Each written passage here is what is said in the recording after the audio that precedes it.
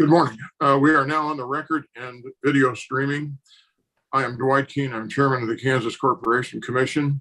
I will serve as the presiding officer for this hearing. I am joined this morning by my fellow commissioners, Susan Duffy and Andrew French.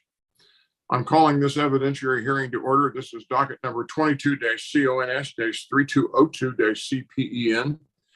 It's captioned in the matter of the failure of Pollock Energy LLC as operator to comply with KAR 82-3-120 and KAR 82-3-133 by operating under a revoked license.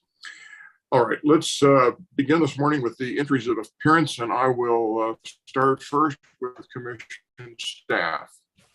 Thank you. Tristan Kimbrell on behalf of commission staff and the public generally. All right, thank you. And for the operator, Pollock Energy, Mr. Goff, would you care to enter your appearance, please? Yes, Steve Goff, appearing on behalf of Pollock Energy LLC.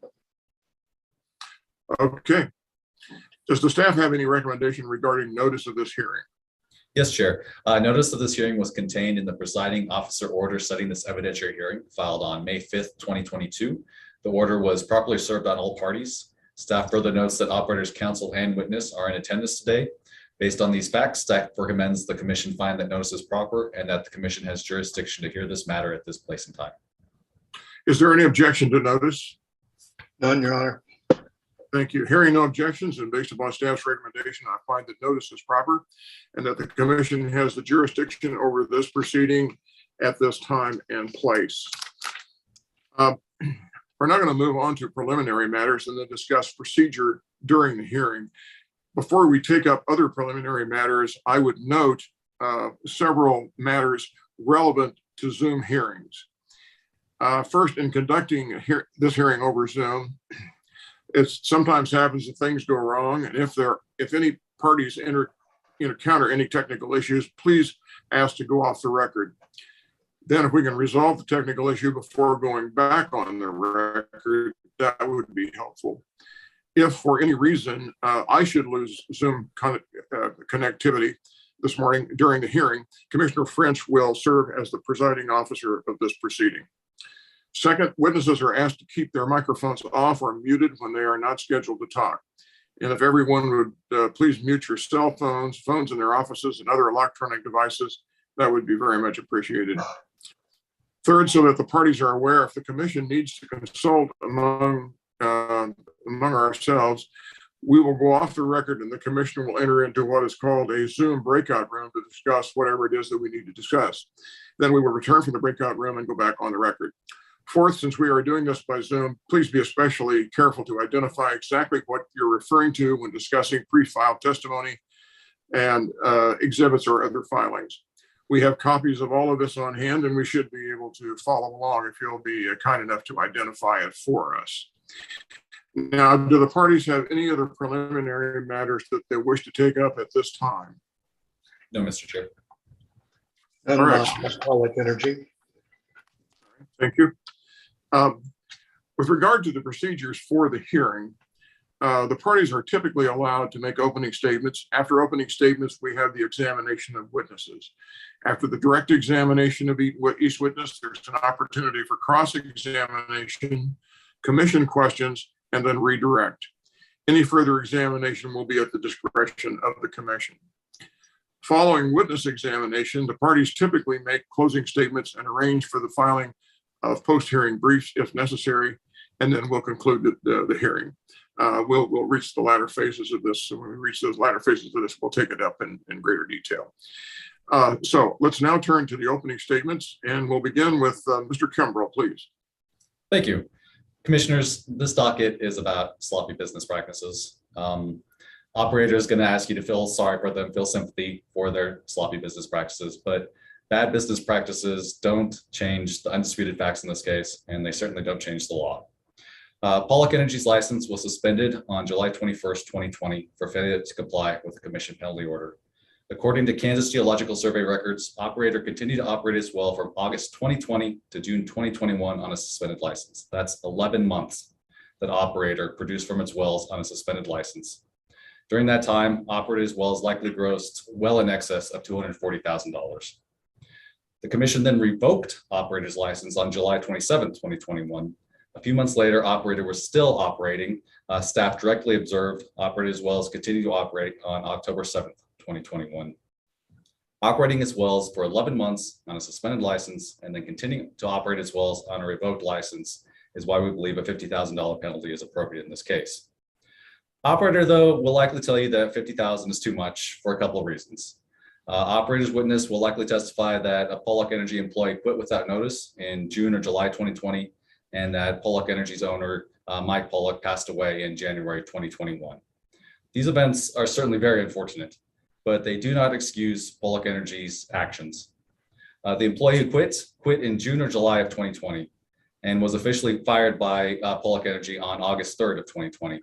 Operator continued to operate its wells on a suspended license from August 2020 to June 2021. One employee quitting does not excuse such a blatant disregard of commission rules and regulations. Secondly, Mr. Pollock passed away in January of 2021, but that was after operator had already been operating wells on a suspended license since August of the previous year. Again, the death of Mr. Pollock is very unfortunate, but it is not an excuse for operators to completely ignore commission rules and regulations. Commissioners, operators' bad business practices do not forgive operators' actions. Pollock Energy operated its wells for at least 11 months on a suspended license and then continued to operate its wells under a revoked license. We hope that you find that a $50,000 penalty is appropriate in this case. Thank you. Thank you, Mr. Kimbrell. Mr. Goff, your opening statement, please. Yes, thank you. Pollock Energy requests a reduction in the $50,000 penalty for two reasons. First, shortly or right in the midst of the pandemic that started in March of 2020, Pollock had two offices. One was manned by a young lady in Purcell, Oklahoma. Her name was Madison Vaughn. And the other office was manned by Mr. Pollock in Tulsa, Oklahoma.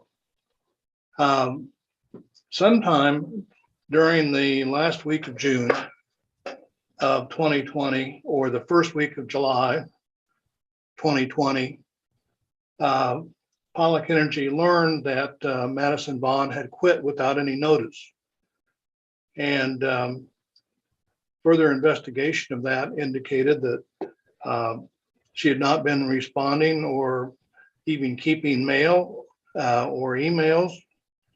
And it was not a good situation, and she was fired shortly thereafter. This also came at a time when Mike Pollock, the owner of Pollock Energy LLC, was in poor health, and that poor health led to him passing away on January 21, 2021. And we are not suggesting that this excuses any violations of Pollock Energy, but we do think there are relevant circumstances that we would like the commissioners to consider. Now, a family friend, Steve Hale, who's the witness on behalf of Pollock Energy, shortly after Mike Pollock died, assisted Pollock Energy because the three daughters that were the heirs of Mike Pollock had very little background in oil and gas matters, and they needed help. And Mr. Hale provided that very graciously. The second reason that we are requesting a reduction in the $50,000 penalty is that once Mr. Hale learned that Pollock Energy was in violation of the Commission's regulations, which he learned on September 10, 2021 through an email that's attached as Exhibit A to his pre-filed direct testimony, he acted promptly to try to bring Pollock Energy back into compliance. And the actions he took are summarized in his pre-filed testimony on page 5, but the first thing he was able to do is he was able to get all of Pollock Energy's wells shut in by October 24, 2021, which was the date set forth in a letter that he became aware of dated October 15, 2021. The second thing that he did was he transferred the operations on Pollock's 3 producing wells, which is the Adams 134, the Benson 14, and the Z-Bar 1213, to M&M Exploration Inc., which is a licensed operator. They operate other wells in Kansas. And that was an action requested by the commission staff, and that was done. The third thing that Mr. Hale did is he coordinated with M&M Exploration to file the closure of surface pit form on the Z-Bar 1213 well. And that form is attached as Exhibit C, and that remedied that violation. The fourth thing that Mr. Hale had Pollock Energy do was to pay the $100 penalty in docket number 20 CONS 3286. That was done on November 29, and that had to do with the pit closure not being closed in a timely manner. The fifth thing that he did was he paid the $500 penalty in docket 22 CONS 3118 that was related to having unplugged wells on an expired license. And the next thing he did was, since they weren't able to get the wells plugged that were on the unexpired license, I think we're talking about 4 wells, he had Pollock Energy pay the $5,000 penalty for having unplugged wells on an expired license. And he sought legal counsel when he received notice of the $50,000 penalty order. Now, well, I would like to think that the actions taken when a stranger to Pollock Energy LLC, a family friend, became aware of the violations should count for something. And we think it should be taken into consideration to reduce the penalty amount. The next item that we would like for the commission to consider is some rebuttal testimony that Steve Hale will present through a new Exhibit 4, which is his analysis of the gross revenue and net profits received by Pollock Energy during this 11-month period of time. And this is rebuttal to Mr. McLaren's testimony that Pollock Energy received $242,000 in revenue during this 11-month period. And Mr. McLaren was not aware that Pollock is not a working interest owner in any of these Kansas wells. Pollock Energy charges a per well monthly fee to operate the wells, and the spreadsheet that's Exhibit 4 to Steve Hale's testimony indicates that the gross revenues received by Pollock Energy was actually only $19,700, not $242,000. And that once expenses are subtracted, the net profit received by Pollock Energy during that 11-month period was $7,703.41. Now, Pollock Energy acknowledges that the commission's rules and regulations are very important. We recognize you have statutory duties and the staff has its duties. But for these reasons, we request a reduction in the penalty amount from $50,000 down to $10,000. And I'm also going to request that administrative notice be taken of another docket that I was involved in, Viva International, which resulted in a $50,000 penalty to that operator who had, I think, 14 operating suspensions, evidence that the operator knew the license was suspended and still continued to produce.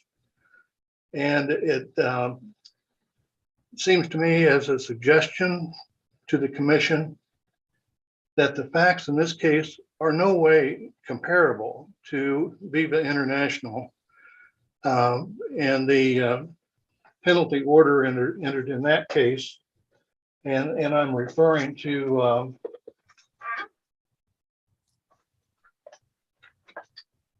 the docket 20 CONS 3182 CPEN and docket number 20 CONS 3255 CPEN, which were consolidated for a hearing that resulted in an order in that case imposing a $50,000 penalty.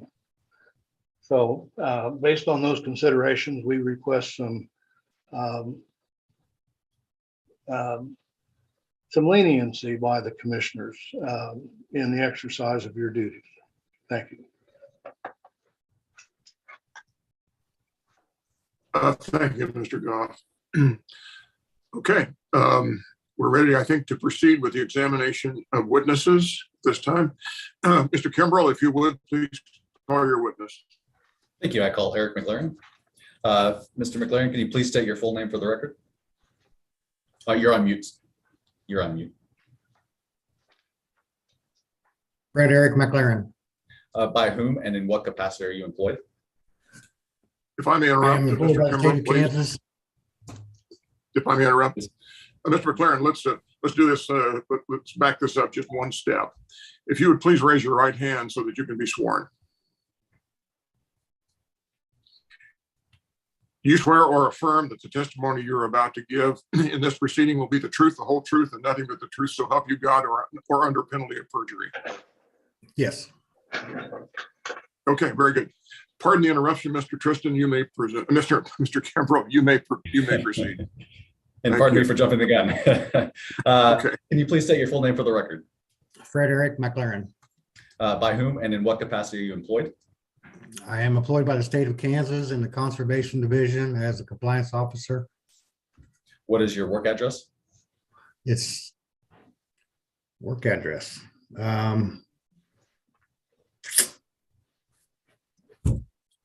East Front Bruce, 210 East Front View Street, Suite A, Dodge City, Kansas. Thank you.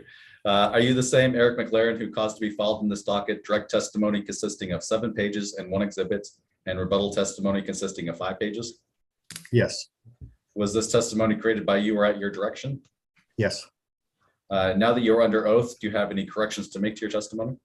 No. If I asked you today the same questions contained in your testimony, would your answers be the same?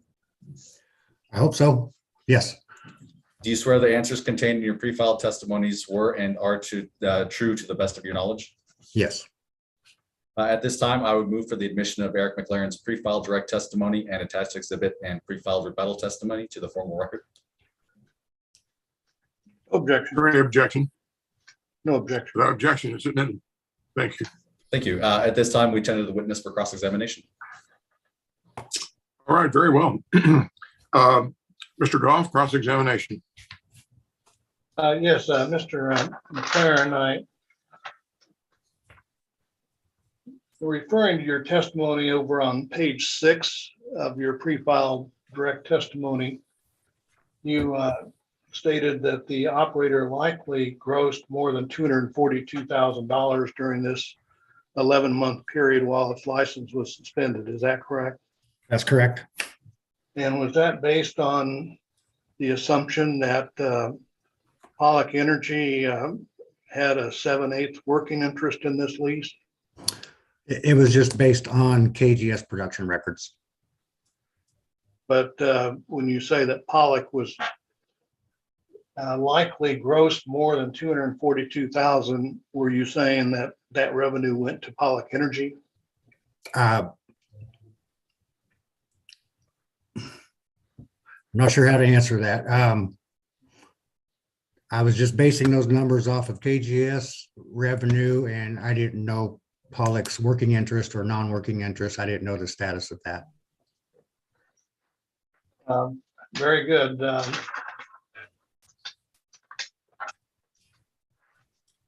That's all I have on the pre-filed direct. I have some, I assume you want to next hear from Mr. Hale on his direct, and then we'll have Mr. McLaren's rebuttal. Is that how we're going to proceed?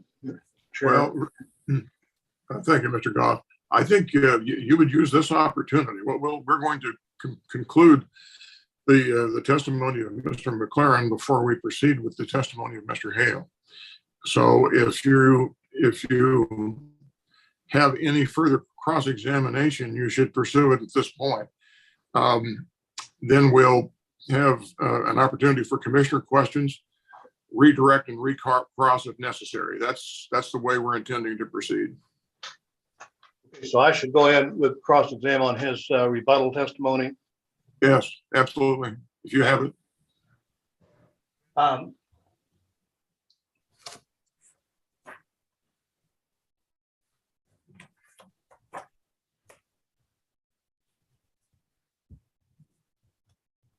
Now, in your rebuttal testimony on page 5,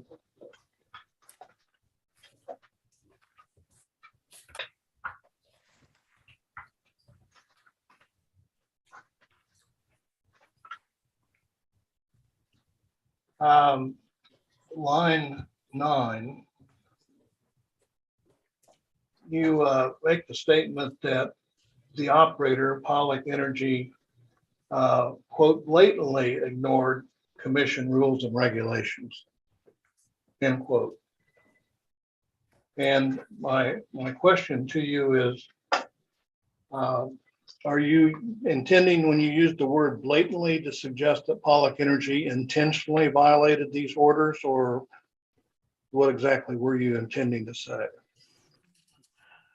It would seem to me that for a violation to go on for that long of a period of time, it would be maybe considered blatant. Okay. And are you saying that Pollock Energy intentionally violated the KCC rules and regulations, or that it was just negligent in not realizing it had done that? Well, again, that long of a period of time, I would think it would be more blatant, because it would seem to me that any notices of violations or shut-in orders or anything like that should have been found much sooner and addressed accordingly.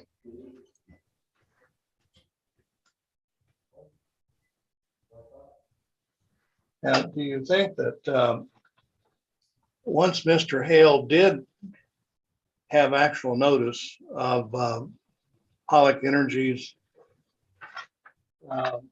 violation of the commission rules and regulations, which I think he testified occurred in September of 2021 through an email that's attached as Exhibit A to Mr. Hale's pre-filed direct. Should, in your view, the commission consider whether from that point in time forward that Mr. Hale acted expeditiously to try to get the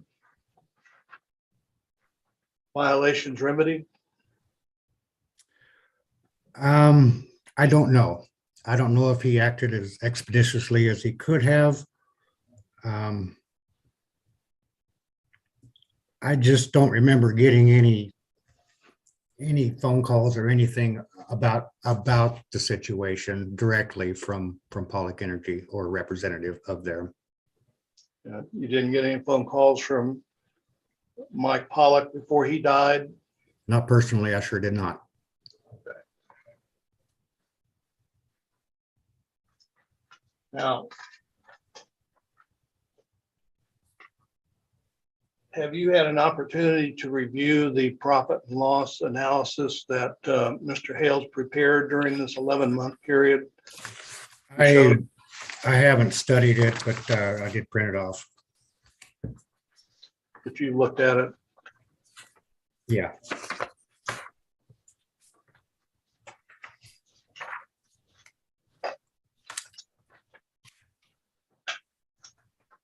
And do you understand that Pollock Energy charged a per well operating fee as its compensation for the Kansas wells and was not receiving the revenue from the sale of the oil or gas. I'm going to object to this line of questioning. This is based on the exhibit that Mr. Goff provided, but the exhibit is outside the scope of Mr. McLaren's testimony.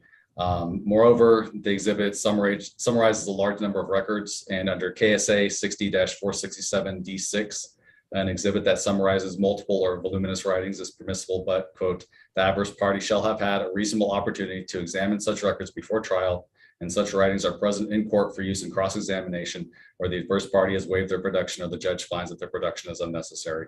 Operators have not made any of these records available for staff to look at, and I believe that they are not available now. So any line of questioning based on this exhibit, I don't believe is appropriate. Thank you. Mr. Goff? Yes, Mr. Kimbrell, I think you would agree that you've had this exhibit for the last 2 weeks or longer. And Mr. Goff, I did ask you for operating agreements to verify that information, and they were not provided. The agreement was provided yesterday.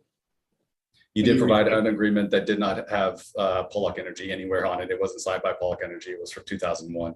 I do not believe that is in any way bolsters the exhibit. But in providing the operating agreement, you were informed that Pollock Energy acquired the interest of Jack Exploration Inc. under that operating agreement with respect to these Kansas wells back when it acquired Jack Exploration's interest in Kansas on these wells. I think it was in 2014. And so I'm just saying you were provided that information, you requested it, and you got it in terms of the operating agreement that Pollock Energy was following on these wells. Again, this operating agreement doesn't have anything about any fees that Pollock Energy was receiving. I did not receive any information regarding the fees that were obtained by Pollock Energy, and the operating agreement that we're talking about hasn't even had any foundation laid, so I don't believe it's appropriate for us to be talking about it in front of the commissioners. Gentlemen, let me intervene here for a moment. Mr. Goff, here's my concern. My concern is whether a proper foundation has really been laid here. This exhibit to which you're referring didn't appear within the contents of the pre-filed testimony. And so I think without a proper foundation being laid, and you may have to use Mr. Hale to get you there, I think without doing that, I think these questions are really procedurally can be really quite unfair to staff not having the opportunity to review the details to which you're making reference. So it's for that reason that I'm going to sustain the objection. Let me, may I suggest this, Mr. Chairman, that I'd be allowed to attempt to lay a foundation through Steve Hale's testimony, because he's the one that looked into this and prepared this exhibit. And I think it's highly relevant as to whether Pollock Energy got $242,000 in revenue or $19,700 in revenue. If I could interrupt, Mr. Goff. Yes, I think the approach you're suggesting would be far preferable to the questions you're directing to Mr. McLaren for the reasons I've already stated. Thank you. With that clarification, I take that into account. Do you have any further cross-examination of Mr. McLaren?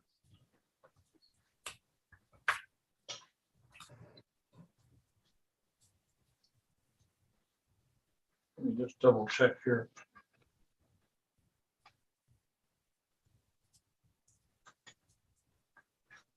I believe that's all.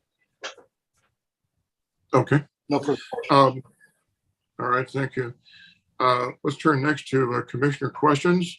I'll turn first to Commissioner Duffy. Thank you, Chair Keen. Good morning, Mr. McLaren. Good morning. I'm looking at your pre-filed testimony, your direct. The pre-filed testimony dated March 4th. I'm on page 6. I'm looking at paragraph A. You do discuss in your testimony the the proposed $242,000 there. Is that correct? I don't have my pre-filed testimony in front of me. Well, if I could, I'll read the line. If I conservatively estimate that between August 2020 and June 2021, the average price of a barrel of oil was $45, and the average price of an MCF of natural gas was $4, then operator likely grossed more than $242,000 while its license was suspended. Yes, Okay, so at that point, you've offered that estimate of what you thought the gross income was. Okay, I also, Commissioner Debbie, we did receive quite a bit of feedback on yeah, that. that's not on my line. Maybe it's Mr. Goff. I see he's not muted. Somebody Goff, with a good. screeching the tea set or something. Okay, so in your direct testimony, the first notice that was sent to this operator was, it appears, a notice of suspension. Let me be clear on that. It appears in your testimony on page 4 in line 3, staff suspended operator's license on July 21, 2020. So it further states staff sent a letter to operator on that same date informing operator that its license had been suspended. So you just stated you did not receive any communication from the operator at that point? I did not. Okay. All right. Thank you. You're welcome. Commissioner French. Find my mute button. I have no questions for this witness. Thank you. All right. And I have no questions for the witness either. Mr. Kimbrell, any redirect? Yes, please. Thank you. Mr. McLaren, the wells at issue in this docket in the shut-in order, were they on Pollock Energy's license? Yes. Under commission regulations, who is responsible for the wells on an operator's license? Pollock Energy. If an operator has wells on his license and those wells are not in compliance with commission regulations, who would receive a penalty from the commission? Pollock Energy. Does it matter if it's if the operator has a working interest or is just an operating interest? No, if they're shown as the operator, that's who gets the letters and violation notices. Thank you. No further questions. All right, thank you. Mr. Gross, any recross? You're muted, sir.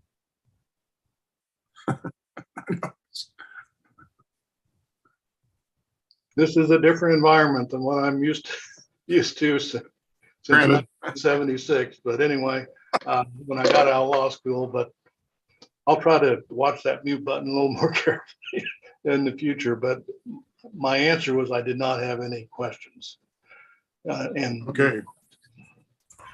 Okay, very well. I'll give the commissioners one last chance if they wish to take it. Yes, please, Commissioner Duffy.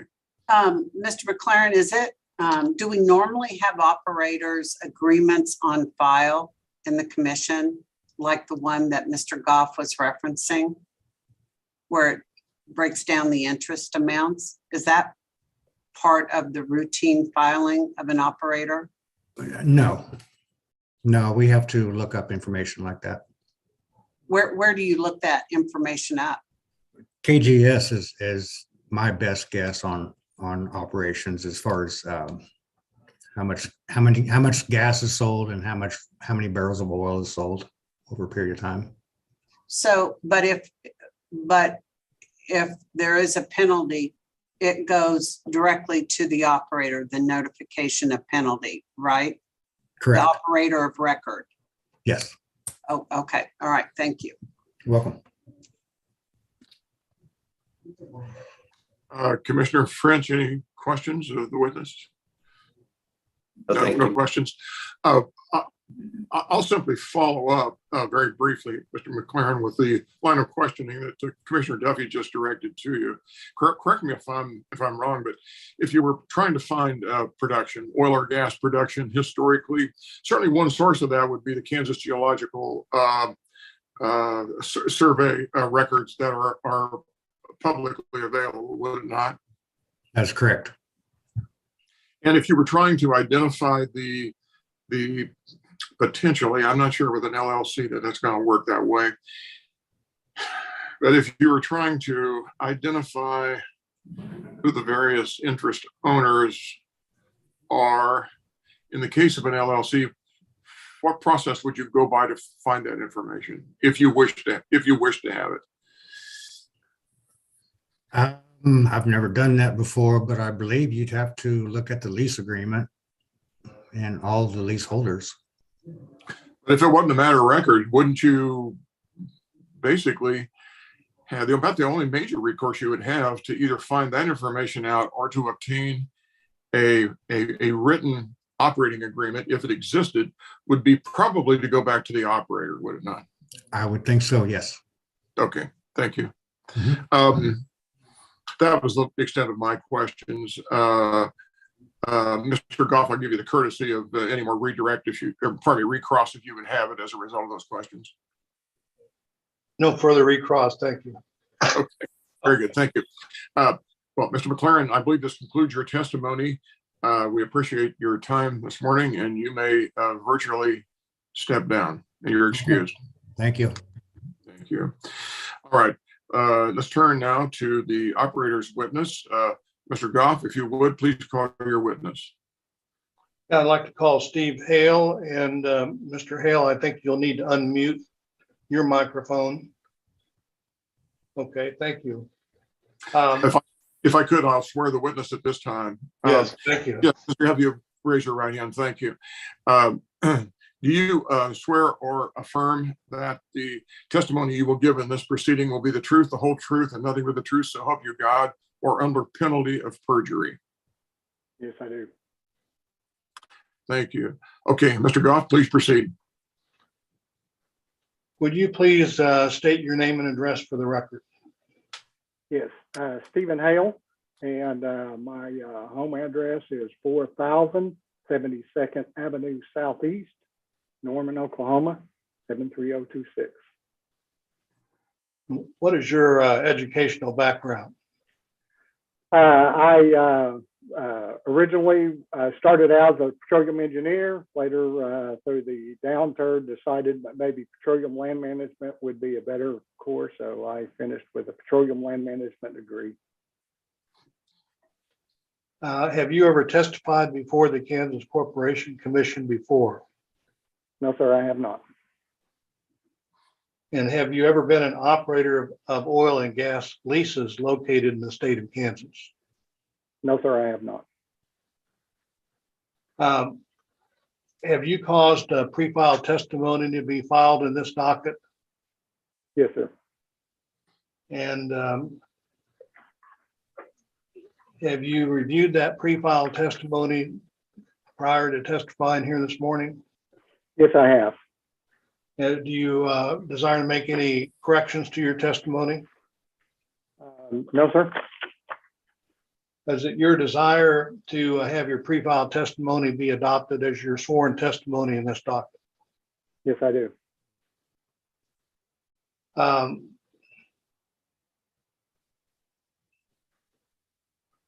And in your pre-filed testimony, you outline how you got involved in this matter and your relationship with the deceased Mr. Pollock and your desire to help his three daughters who are his heirs when you shortly after Mr. Pollock died in January 2021. Is that correct? That's correct. And I believe your pre-filed testimony also indicates that the first you learned that Pollock I'm Energy. going to object. I believe this is, you're examining the witness. Let's step back just a moment here. Mr. Goff, was it your desire to introduce to move for the introduction of the pre-filed testimony of Mr. Hale? Yes, I move for the introduction of Mr. Hale's pre-filed testimony and exhibits A, B, and C. Is there objection? No objection. Without objection, they're admitted.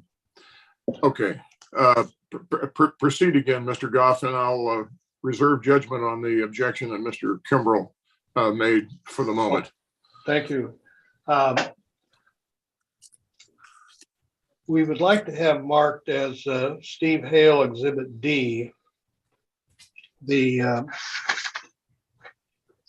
analysis that he performed of the gross profits Pollock Energy LLC received during this 11-month period from July 2020 through September 2021, less expenses. And I don't know if you have that before you, Mr. Chairman and the other commissioners. It does not, mine does not have an Exhibit D tag on it, but one needs to be put on there so we know what we're talking about. Mr. Goff, pardon my interruption. Are you moving for the introduction of this document? Not at this time. I want to lay some foundation for it, but all right. Okay. But what I've asked to be marked as Exhibit D, Mr. Hale, were you the one who prepared this exhibit? Yes, sir, I was. Pardon me? I said, yes, sir, I prepared the document. And what is the basis of the compensation that Pollock Energy received on these Kansas wells during this 11-month period of time? Pollock Energy received a monthly fee to operate the well, according to the joint operating agreement that is with all of the working interest owners. And the joint operating agreement that's being followed here, is that the one with involving Jack Exploration Company that we referred to earlier? Yes, sir. It was through the acquisition, the assignment that's filed of record in Barber County states that it's subject to all existing contracts, which is the joint operating agreement is part of that. And I think you probably already answered this, but with respect to Exhibit D, is it true that Pollock Energy did not receive any portion of the revenues of oil and gas produced from these wells as a working interest owner? That is correct. All they received is strictly the operating fee that was provided on the Exhibit D. Now, what prompted you to, well, let me back up for a second. I believe that staff's witness testified that Pollock Energy received $242,000 in revenue. Was it this testimony that prompted you to take a look at what Pollock Energy actually received in the way of revenue and profits? I'm going to object here. This is not laying the foundation. This exhibit still hasn't been put into evidence. Well, I think it is part of the foundation to show that it's prepared as a rebuttal exhibit to specific testimony of a staff witness. And so I disagree with you, Mr. Kimbrell. I'll overrule the objection for now. Okay, thank you. Did you answer that question, Mr. Hale, on what prompted you to prepare this exhibit D was Mr. McLaren's testimony that Pollock Energy had received revenues of $242,000? Yes, that prompted the preparation of that. I reviewed the information or the background information for that $242,000 supposed profit. there were a lot of problems. Part of the natural gas price during 2020 was 65 cents, whereas the price that they used was a industrial end user price, which was close to $3. So even if that was a profit that need to be considered, it was far more than what the working interest owners would have actually received. And getting back to this preparation of the exhibit, did you have access to the monthly billings from Pollock Energy to the working interest owners on the, I think there are about 8 or 9 Kansas wells covered in this case? Yes, sir. That's how I compiled it. I compiled the gross profits from the operating fee that was charged on a monthly basis, and then for the net profit, I took the entire amount of expenses that Pollock Energy had and put that on a well by well basis, and that's how I came up with the proportional expense. And so on the first page of Exhibit D, there's a line that says total gross profits all months, $19,700. Is that the figure you calculated? Yes, that is the operating fee that Pollock received over all of the Kansas wells. And the next line is total net profits all months, $7,301.41.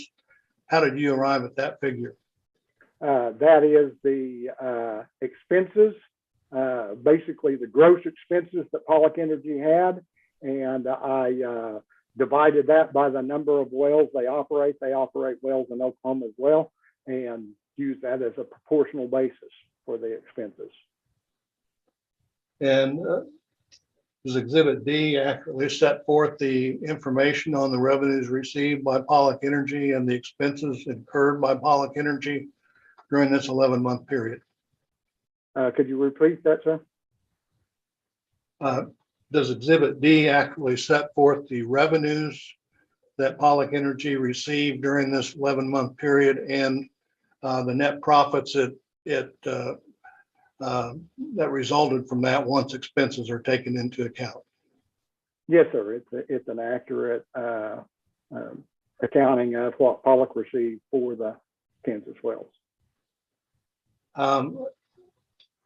This time I would offer Exhibit D as a rebuttal exhibit to staff's testimony that Pollock Energy received at least $242,000 in gross revenue.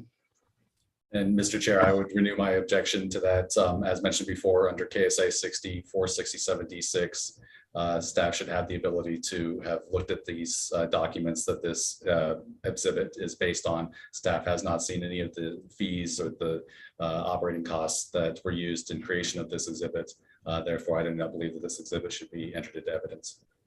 Mr. Goff? Well, he certainly had an opportunity to seek all this information because we sent this very exhibit to him over 2 weeks ago and not heard one whisper from Mr. Kimbrell requesting any backup to any of the information on this exhibit. And so, until finding out today that he had these objections, I'm really kind of surprised by it, because he certainly had an opportunity to get those questions answered or more information if he desired. The only thing Mr. Kimbrell asked me to do was, well, give me the agreement under which Pollock made these per well charges. And that's why we produced the JOA from Jack Exploration. And when we got a request from him, we answered it. By JOA, you mean the joint operating agreement? Yeah, that pertained. The only question that I got from Mr. Kimbrell was, would you provide the contract under which Pollock Energy had these per well charges? And that's the JOA that I provided to Mr. Kimbrell. And that's the old Jack Exploration JOA. Mr. Goff, question for me. Why was what is being proffered now as Exhibit D not included within your pre-filed testimony?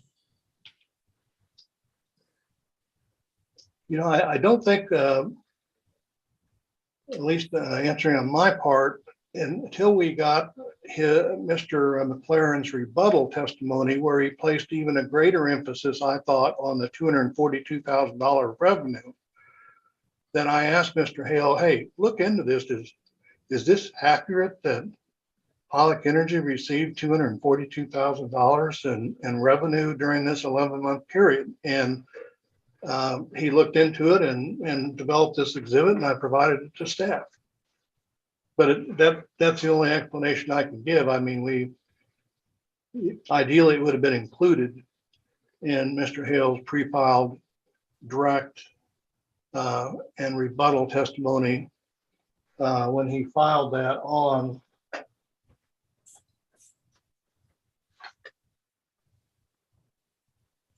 March 30th.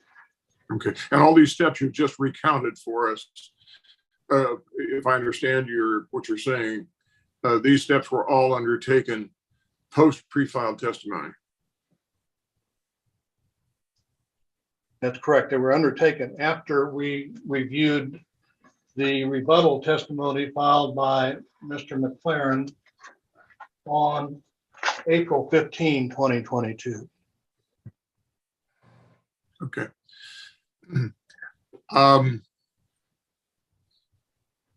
I share many of the concerns that Mr. Kimbrell has expressed with respect to this particular document. However, I think we have some latitude here. The commission is going to be the ultimate arbiter of the relevance and the weight that's going to be assigned to this information. So for that reason, I'm going to note the objection. I'm going to overrule the objection. I'm going to admit the exhibit with those reservations, to be quite candid with you. So Exhibit D is admitted. All right, please continue, Mr. Grom. Okay, the only other thing I had here, Mr. Chairman,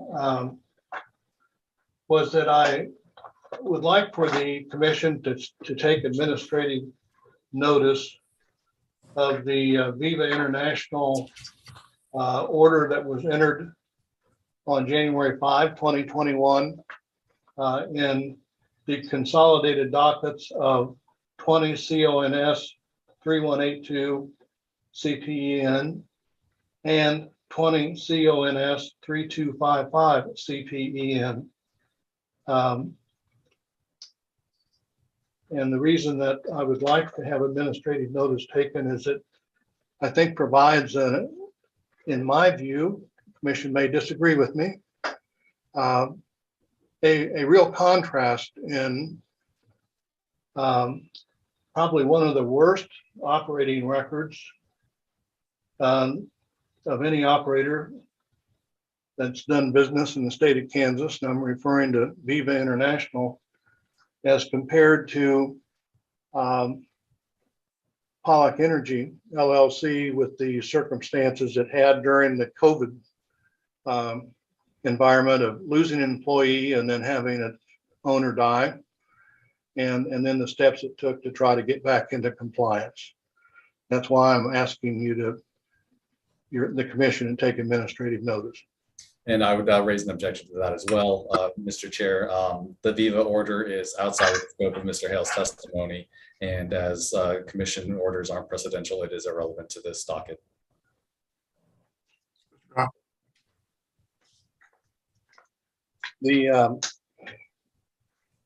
think, Mr. Chairman, you stated it quite succinctly just a few minutes ago, is that for the commission to decide what the relevance is of various facts and circumstances, and this is I think provides a contrast, or at least a different situation. And whether the treatment of Pollock Energy should be the same as Viva International, which I think essentially this docket is trying to do.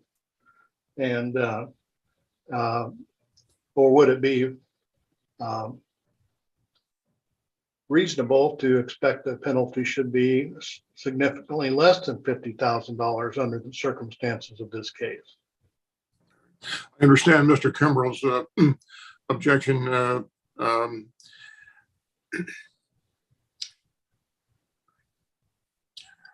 And the fact that, as he suggests, that these orders were not precedential. However, we have some latitude, I think, in these administrative proceedings, and you're asking us to take administrative notice of 2 previous commission orders. Once again, I do believe that ultimately the commission is going to determine the relevance of that as well, and it will assign whatever weight it believes it deserves, if any. So for that reason, I will overrule the objection. We'll take administrative notice of those 2 orders. Thank you. I have nothing further, Mr. Chairman. All right, very well. Mr. Kimbrell, please, cross-examination. Thank you.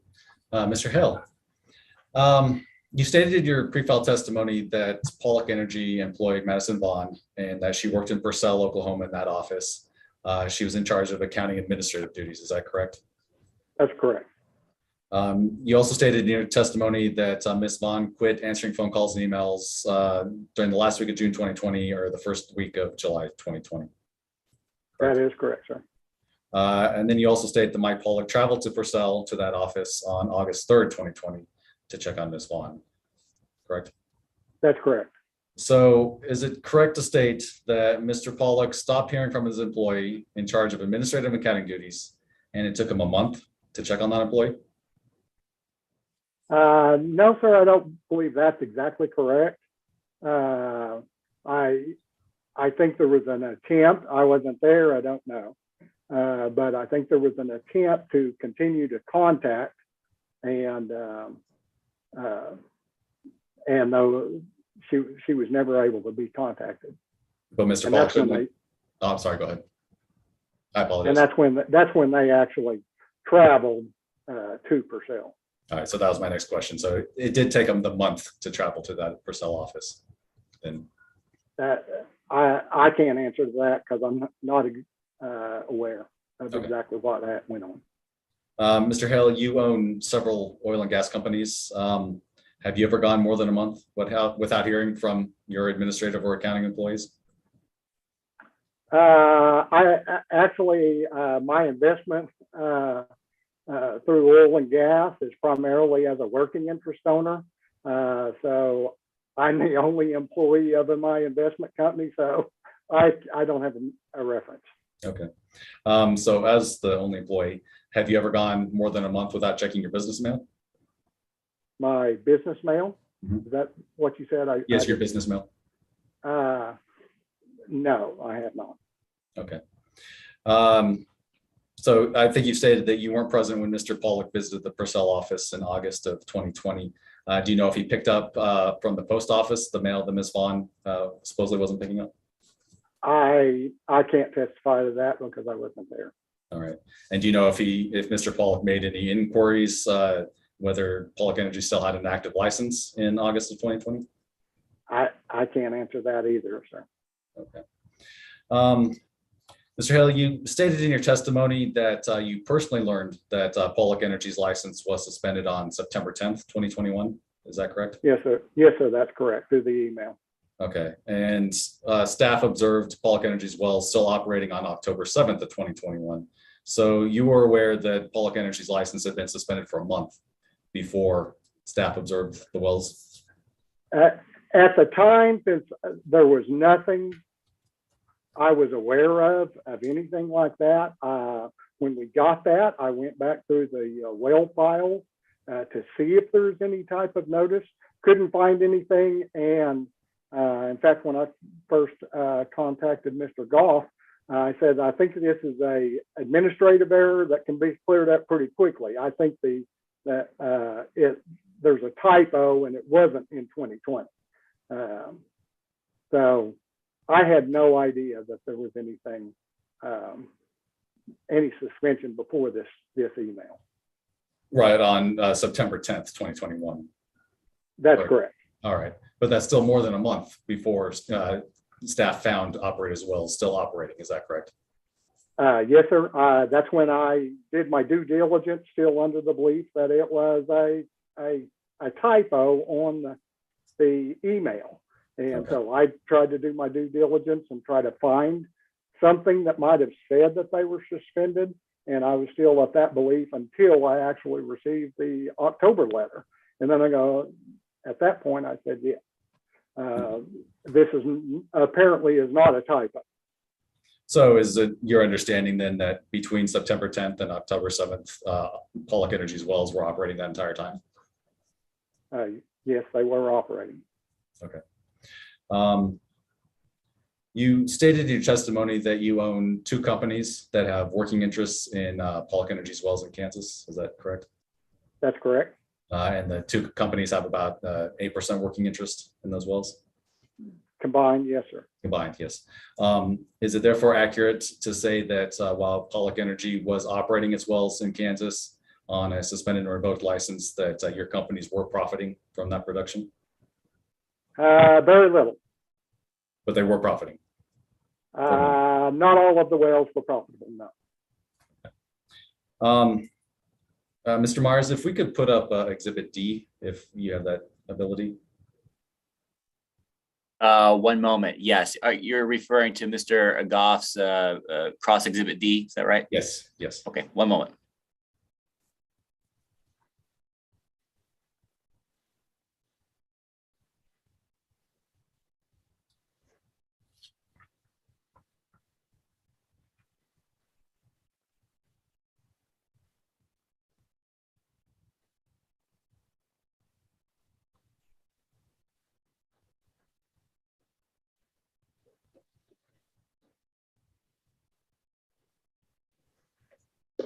All right, thank you. If we could go to page 2. Okay, so Mr. Hale, if I'm understanding this correctly, starting from page 2, which is starting back in July 2020, and then going kind of backwards through time. So this exhibit is showing that Pollock Energy's wells were operating from August 2020 to June 2021. Is that correct? Excuse me, I object to the question. When you say all the wells, are you referring to all the wells on page 1? Yes, to the wells on page 1 that show that there have been fees for these different months. Is there an objection? Yeah, there is an objection in that I think the exhibit shows that there was no charges on certain wells because they were not producing during this period of time. And so I think it misstates and it misleads the information on the exhibit. Okay, I can restate the question. Yes, please do. So, Mr. Hale, for the Benson number 14, Benson 233, Adams 134, and Z-Bar 1213, is this exhibit showing that these wells were operating from August 2020 to June 2021? Yes, this exhibit shows how much the operating fees were for Pollock. And they were charging operating fees because the wells were operating, is that correct? I'm not sure that I can say that. I can just say that that is the amount that they charge. Sometimes as wells go down, they continue to charge an operating fee. Okay. This exhibit also shows that there were fees being charged in July 2021 through September 2021. Is that correct? If you allow me to look at that.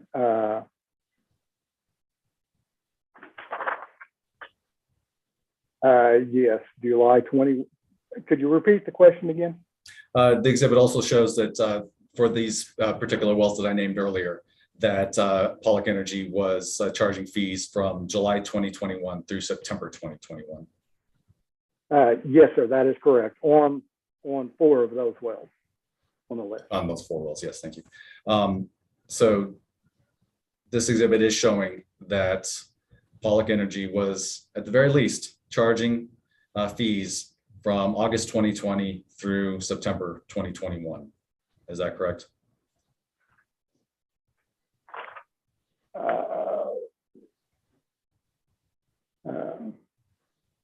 Yes, because of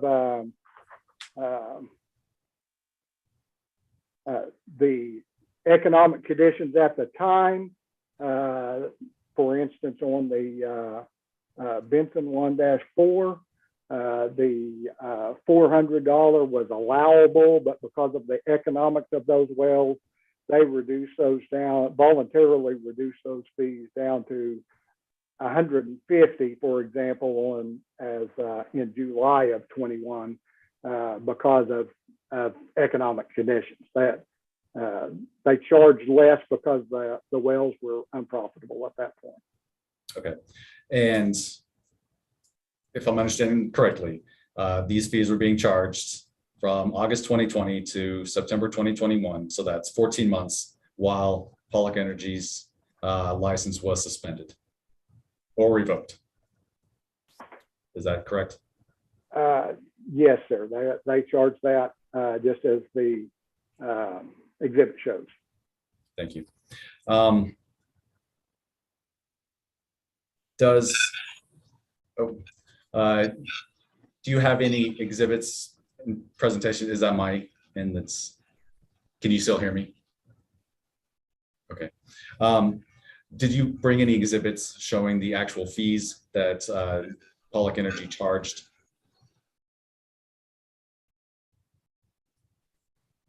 Sorry, Mr. Hale. Is that directed at me?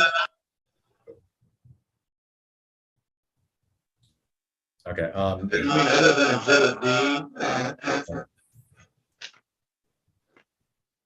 Mr. Goff, restate your question. My Objection. objection is that Exhibit B contains information responsive to Mr. Kimball's question.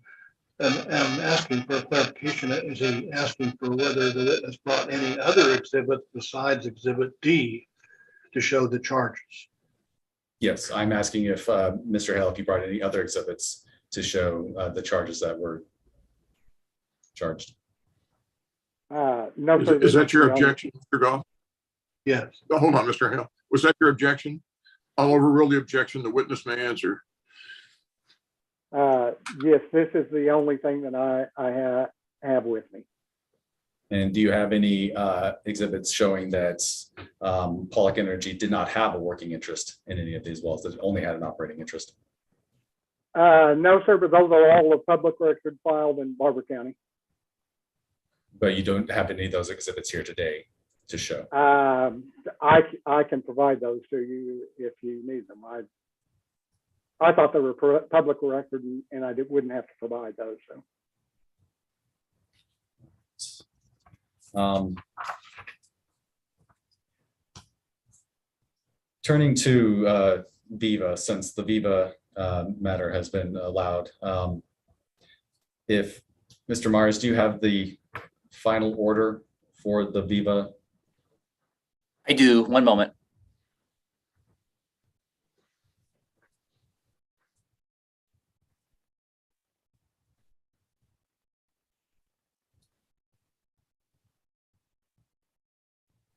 Thank you.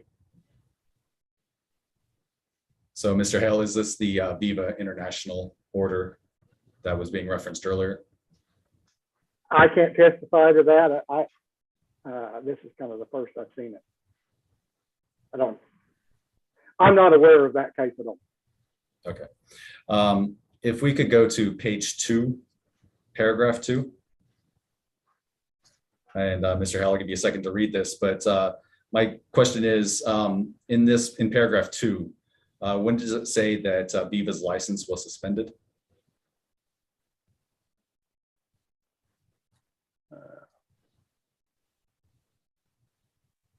From since June of 2013, I believe. If you look on the section of the sentence before that, where it says, despite operator's license having been suspended since June 2019. So is it accurate to say that? I think it operating says, oh, okay, I'm not reading that correctly. I see that it says since June 2013, operators' license has been suspended. 14 times. What I'm asking is, does it state that operator's license was suspended in June of 2019?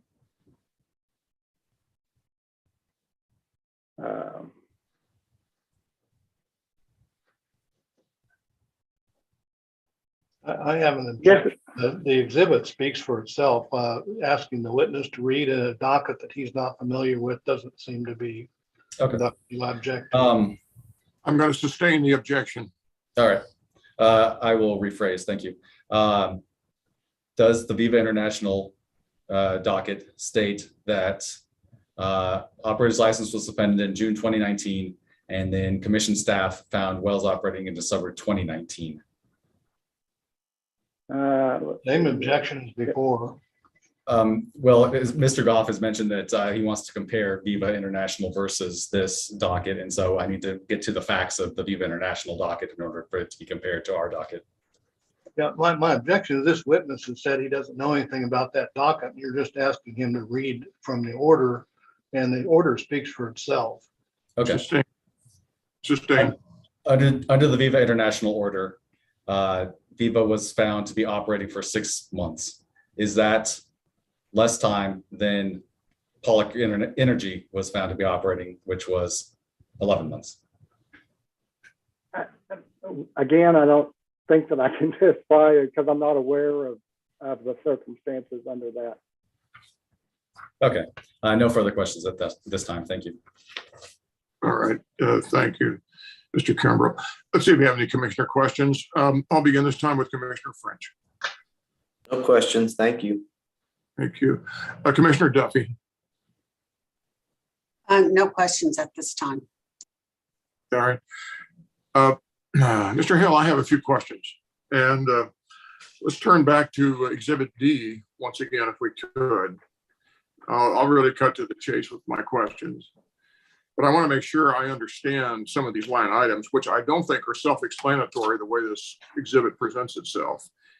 But if I understand that the top part of this, the top roughly half of this exhibit, it portrays the monthly fee income in the case of 4 different wells that was received by Pollock for serving as operator. Is that correct? Yes, sir, that's correct. And that would be the period from July of 2020 to September of 2021. Is that correct? Yes, sir, that is correct. Okay. Then if we go on down the chart here to where we're talking about gross profit, total gross profits from all months. Now, what you mean by gross profit is the fee income, the gross fee income that was accruing to Pollock for serving as the operator of these wells during this time frame from July of 20 through September of 2021. Is that correct? Yes, that gross fee is a sum of all of the operating fees for each month between September of 2021 and July of 2020. Okay. And then the next line shows total net profits for all months. That's a net profit to Pollock as the operator, not to the working interest owners. Isn't that correct?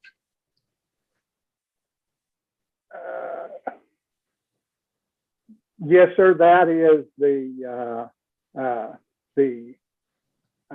if I can use for an example, in the August 2021 column, the proportional or the total expenses was $1,400 for that month is what Pollock Energy received, and that was less. The 933 was less the expenses. Did I explain that sufficiently? So really nowhere on this chart is there a portrayal of either the gross or net revenue income stream to the working interest owners from the production of oil or gas during this interval from July of 20 through September of 21 as a result of the operations of these leases by Pollock as operator. Is that correct? That is only what Pollock received for the Kansas well, or is everything that Pollock Right. received. So we have no information. Okay, Pardon me for talking over you. Please go ahead. I'm sorry. yes, yeah. You might repeat that again. I talked over you. Okay, I believe that I said that this was the Exhibit D was all of the profits of Pollock Energy for the Kansas well. There was no, it does not account to working interest that Pollock didn't receive. Okay. The reason I'm asking you these is twofold. One is it doesn't, I'm going to say this somewhat rhetorically. I'm just trying to analyze what we have here before us as evidence. It doesn't really provide an apples to apples comparison to the information that was provided by Mr. McLaren, does it?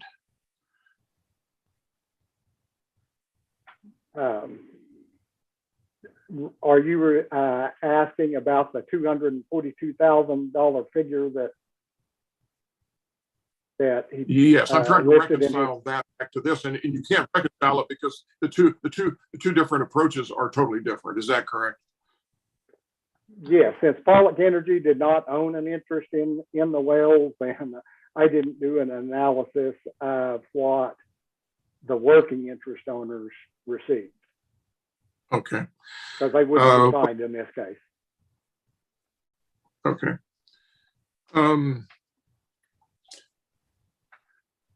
Again, I'm trying to look at the evidence as I'm seeing it holistically here. And let me make a statement and let me have you comment about it, pro or con. It's appearing to me that there really isn't much dispute about the fact that violations occurred. And I'm not trying to put words in your mouth. There's no trick question here at all. I think if I understand it, the essence, and I'm going back in part to the opening statement by Mr. Goff, the real question here and the concern that you have is whether the amount of the penalty is appropriate. Is that a correct conclusion? And if it is not, please correct me. Yes, sir. It's a somewhat accurate statement. I believe I had absolutely no idea that there was any suspension until September 9th of 2021. And as soon as I did my due diligence, then I began to act on that. And I still haven't ever found any notice prior. And so that's part of the reason as well, is that I acted as soon as I knew anything about it. What reason would you offer for why it was that some of this prior documentation that you hadn't seen, was it not available? Why had you not seen it?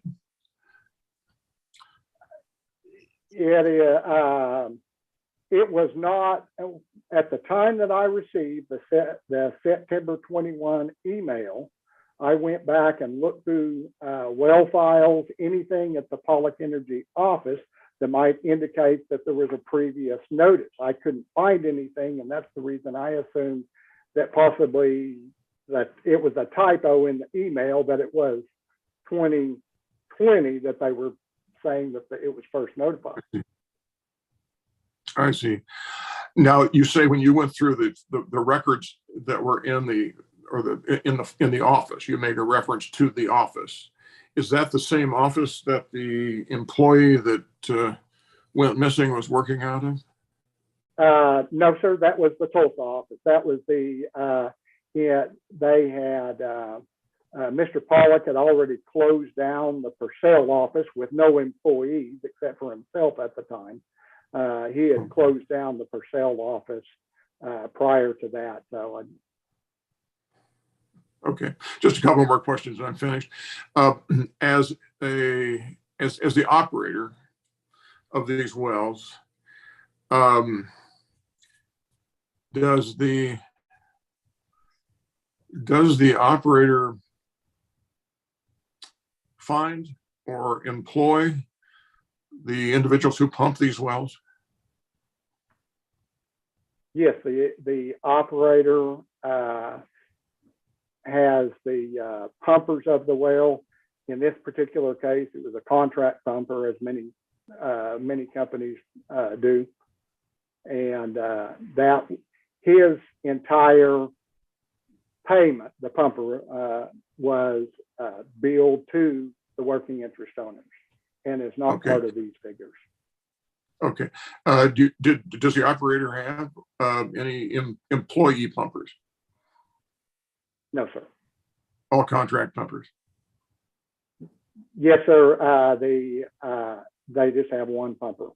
Okay. And he pumps the Kansas wells and a few across the border into Woods County, Oklahoma. And who within the purview of the operator was the one who would be in communication with whatever frequency it might have been with the pumpers? Mr. Pollock would have been in contact with them, and there was also a contract field superintendent, for lack of a better title, who occasionally came in and mostly supervised workovers or identified things that needed to be done. But he was a contractor. Was that supervisor and employee? He was a contractor. No, sir, he was a contractor. Okay, I understood you. What's the status of these wells today? Actually the four that you see on the Exhibit D are producing wells, and those were the ones that were transferred to another operator, so they are operating those wells now. The ones that had no operating income were uneconomic at the time, and obviously someone would be hesitant to take a plugging liability for. So those are still with Pollock Energy. Have proposed in accordance with the joint operating agreement, the JOA, that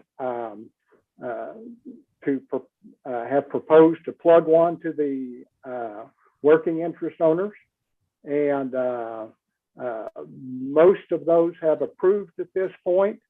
There are some people that believe that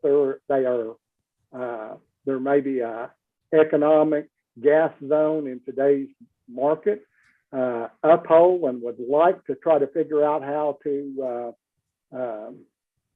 produce that. Obviously, Pollock Energy can't produce the well and can't test the well because Pollock Energy is not an operator. So we're trying to come up with a decent thing that, and I'm not sure we have an answer on how we might be able to produce that well if it is economic. It's a behind pipe gas zone. Okay, turning back to Exhibit D just briefly, once again, we don't need to show it on the screen. Just turn back to Exhibit D. Portrayed there are revenue generated for fee income generated. Well, we have 8 wells here by my count, 4 of which we're producing and 4 of which we're not. That's correct. Right? Okay, that's correct. So it appears to me that we have 4 wells that we're not producing at a minimum from July of 2020 through September of 2021. Is that correct? That's correct. They were not producing, and Pollock did not charge an operator's fee since the wells were not producing during that time period. Okay. Do the wells, has there been any filing with the commission to designate these as temporarily abandoned wells? I believe there was possibly something filed when they were first shut in, I think. I can't testify to that exactly, but I can say that they are, we're trying to plug those wells if the working interest owners allow. Okay. That concludes my questions. Yes, Commissioner Duffy. Good morning, Mr. Hale. When you said that the interests were transferred of those 4 wells to another entity, so you're aware of the arrangement of that entity, whether the operator is just receiving a working interest, or are you aware? If I can clarify your question,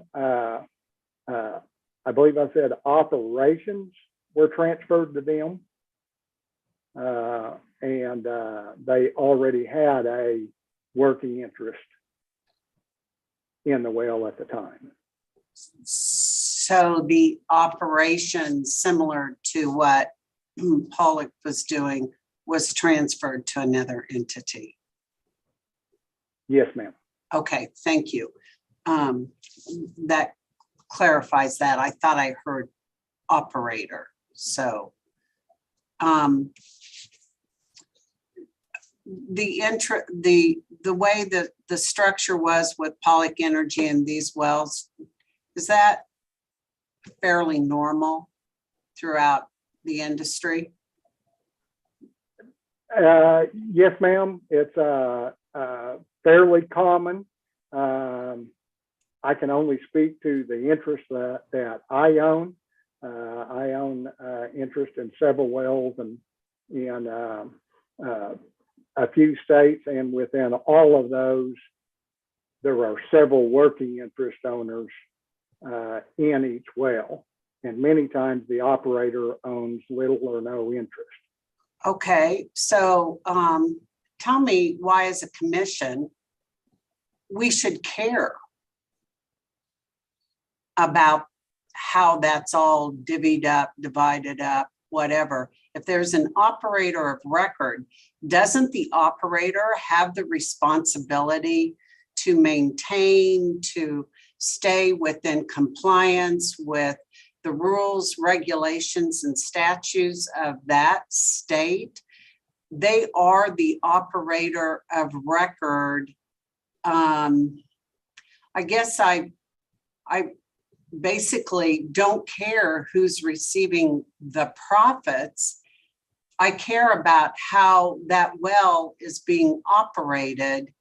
And when that assignment is taken on, as this company took that on, as we're the operator, we do this, we actually have proportional expenses that are deducted out, blah, blah, blah.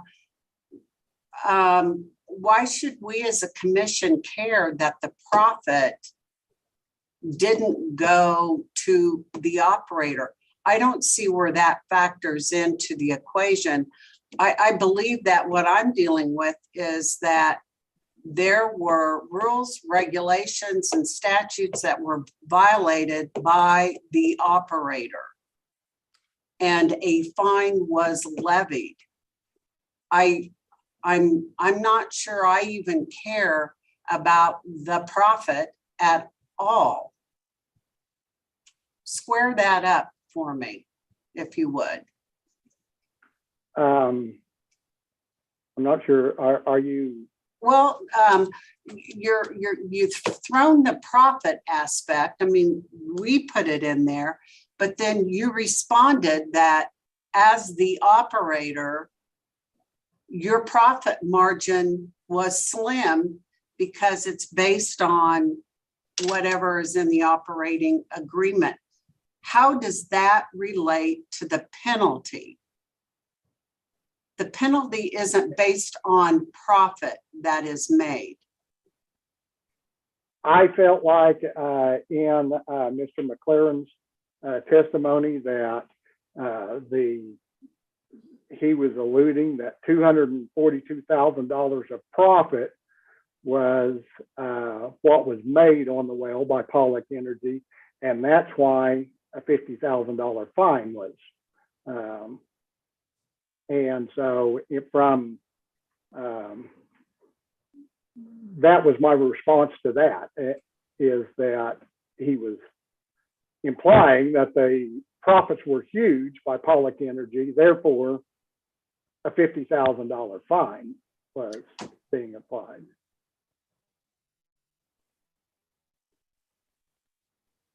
Okay, so if you're saying that, what prohibits you from going back to the owners in the agreement and everybody adding up? Or when this agreement was signed with Mr. Pollock, did they believe that in good faith they had a good operator who would maintain and operate these wells subject to the rural regulations statute of the state of Kansas? I can only speak to myself as being a interest owner in of the 4 wells that were producing during this time period. The companies I am involved with are in 3 of those wells. Actually, the Benson 1-4, the 233, and the Adams 134. Those are the interests that my companies have an interest in. When we first invested, believe that Pollock Energy was a very prudent operator and looked after cost. 2020 was certainly a different time period for everyone economically. Okay, no further questions. Thank you, Mr. Chairman. Thank you, Commissioner Doty. Commissioner French, any questions? No questions. Thank you. All right, thank you as well. Mr. Goff, redirect. No redirect. Thank you. Mr. Kimbrell, recross. No more questions. Thank you. All right. Well, I believe we are at an end of your testimony. Mr. Hale, you are excused. You may virtually stand down. We appreciate your testimony this morning. Thank you, sir. All right. We'll now move to closing statements, and I'll begin with you, Mr. Goff, please. Mr. Chairman, I would just reiterate what I said in my opening statement. There were 2 major disruptions to Pollock Energy's operations during the pandemic. Lost its only employee at the Purcell office, Oklahoma office, without any notice that she quit. And to make matters worse, Mr. Pollock was ill and died in January. But what we do think is that once Mr. Hale got on board in February 2021 and trying to help the 3 daughters out who did not know the oil and gas business, that he made substantial progress in remedying the violations that had occurred. And we would like for the commission to take that into consideration as well. And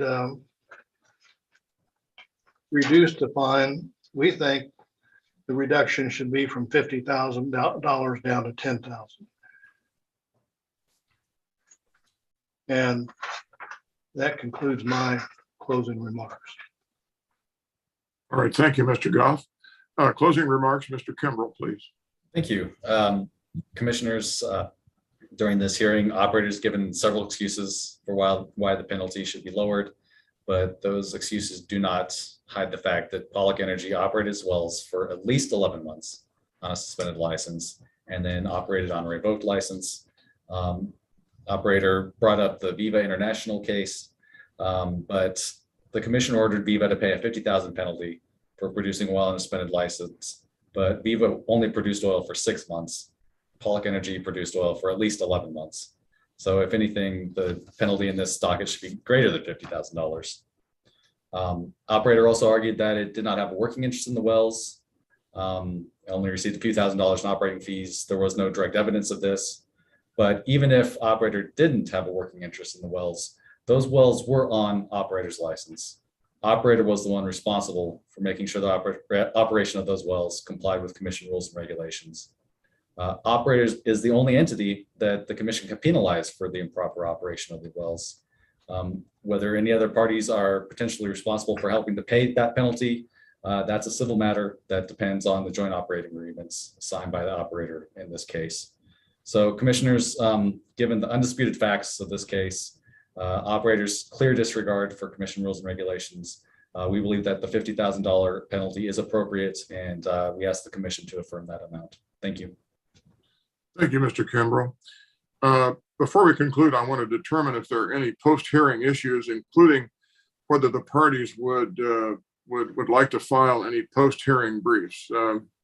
Parties, what's your take on that?